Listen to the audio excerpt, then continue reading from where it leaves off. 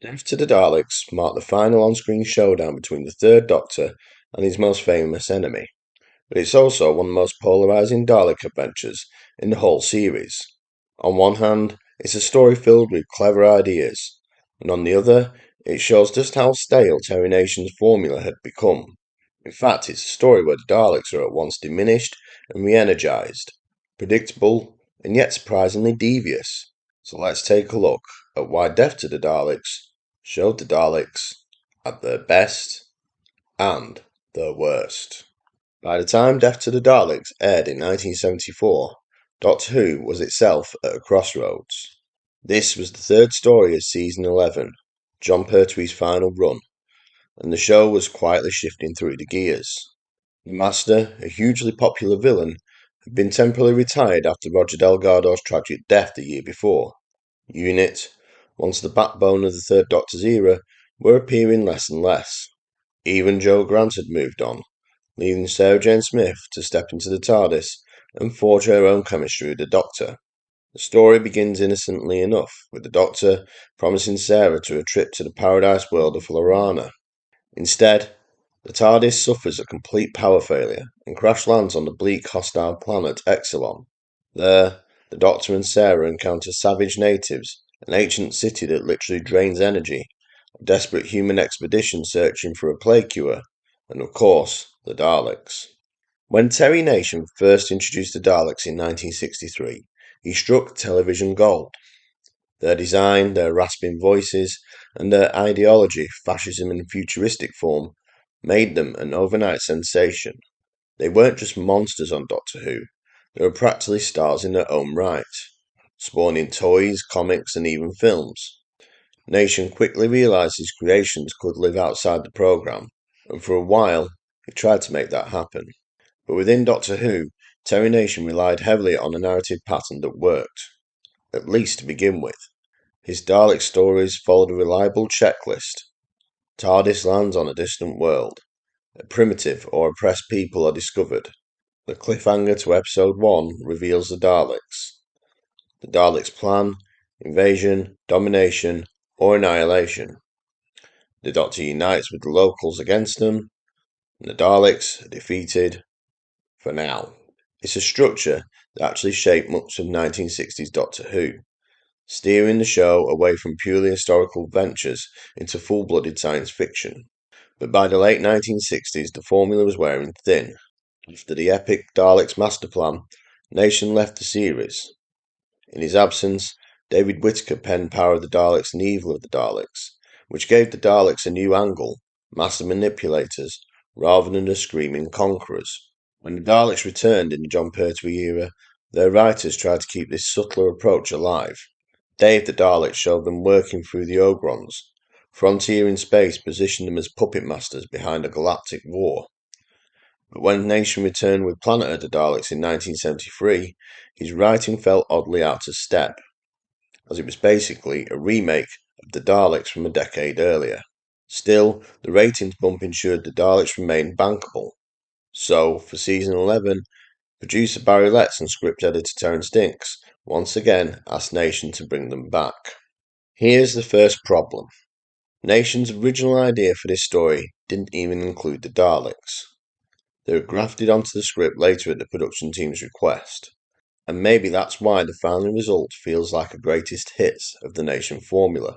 You've got the savage primitives, the Exelons, you've got the stranded human expedition, you've got the obligatory Dalek reveal at the end of episode 1, and yes, the Doctor defeats them with help from both the humans and the natives. So far, all very familiar. The trouble is, the Daleks don't really fit. Their arrival on Exelon is for the same reason as everyone else. The city has drained all their power. They're clubbed to death by Exelons, or destroyed by snake-like root machines, which hardly feels like a worthy end for the Doctor's deadliest enemies.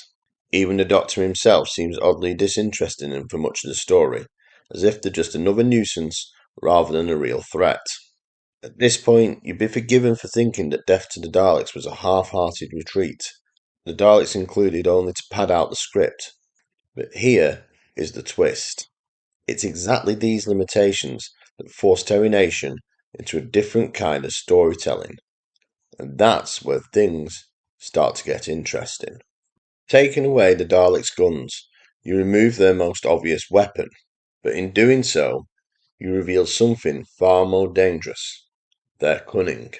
With no advantage in firepower, the Daleks are forced into a fragile alliance with both the humans and the Doctor.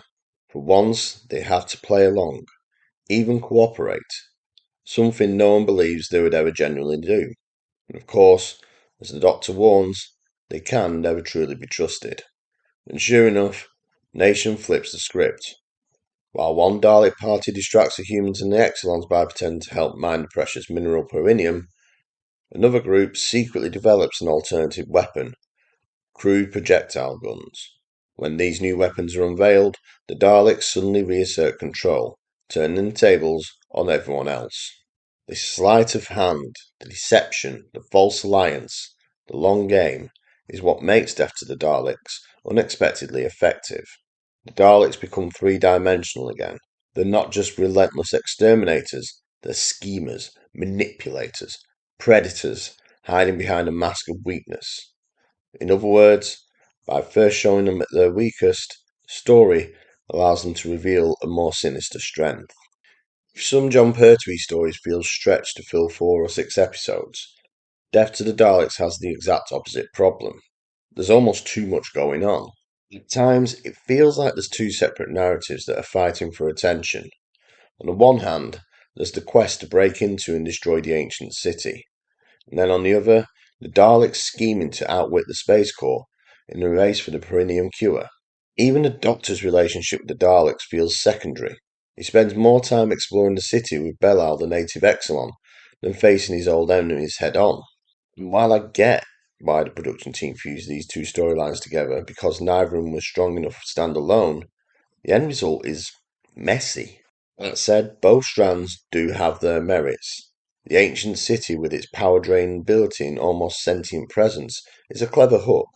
The Doctor and Belial's journey through it, solving puzzles while pursued by Daleks, is entertaining, even if Pyramids of Mars would later take the same idea and do it far better. As for the Daleks themselves, yes, it's amusing to see them battered and destroyed without their trademark death rays. But what's far more interesting is how they scheme their way through the story. Stripped to the guns, they reveal that other layer, the deception and manipulation, psychological warfare. It shows that the Daleks aren't one-dimensional, but rather that the impact depends on how they're used. Beyond those elements, though, nothing much here feels new. Quarry planets are Doctor Who's bread and butter, and the sets are serviceable at best. Carrie Blyton's saxophone-led soundtrack is certainly a departure from Dudley Simpson's electronic textures, but it lacks the strength and drama that's really needed. Sarah Jane, only 3 stories into her run, is still finding her place alongside the Doctor, though Elizabeth Sladen shows flashes of the courage and resourcefulness that would make her iconic, particularly when she comes up with a sandbag switch to outsmart the Daleks. So where does that actually leave Death to the Daleks? For me, it's a story full of great ideas that never quite come together. I always feel entertained by it, but never convinced that it's a great Dalek story. In fact, sometimes it feels like the Daleks could have been cut out altogether, yet their absence would make the whole thing weaker. That tension sums up the ultimate problem. Death to the Daleks is caught between too many competing ideas, and because of that, even after multiple rewatches, I still can't make my mind up about it. Maybe that's true of all the Dalek stories of the John Pertwee era. The Third Doctor might have been a man of action, but he never interacted with the Daleks as strongly or as memorably as other Doctors would. For all its flaws, Death to the Daleks quietly planted seeds that would influence Dalek stories for years to come. By stripping away their guns, the story forced Terry Nation to think differently about how the Daleks operate. Suddenly, they weren't just rolling tanks shouting "exterminate."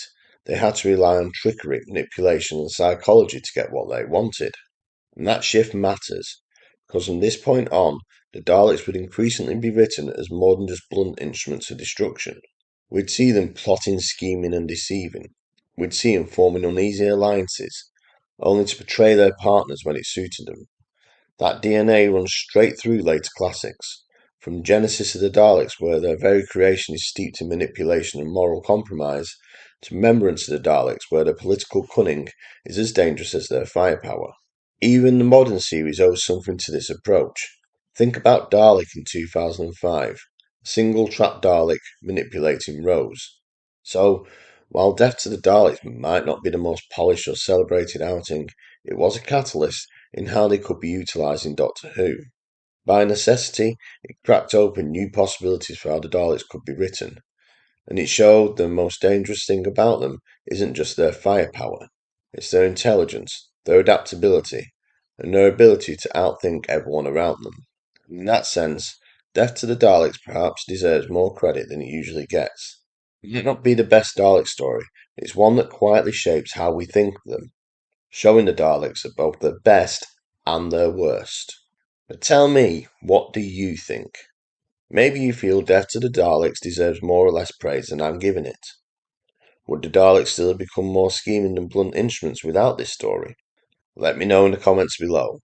For now, it's the end, but the moment has been prepared for.